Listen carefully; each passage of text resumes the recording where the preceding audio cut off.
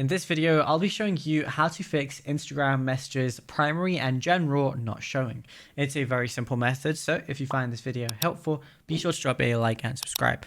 Now this works the same regardless of what phone you're on, but let's say you open up Instagram, you go over to your DMs and you don't have the primary tab or the general tab. There's a very simple fix. What you want to do is go to the bottom right where it has your profile icon, then press the top three lines on the top right.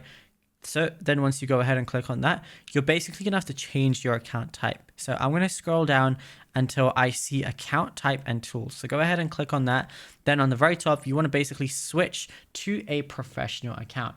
Then basically when you switch to a professional account, it's going to allow you to see the primary tab and the general tab. So I'm going to press next right here.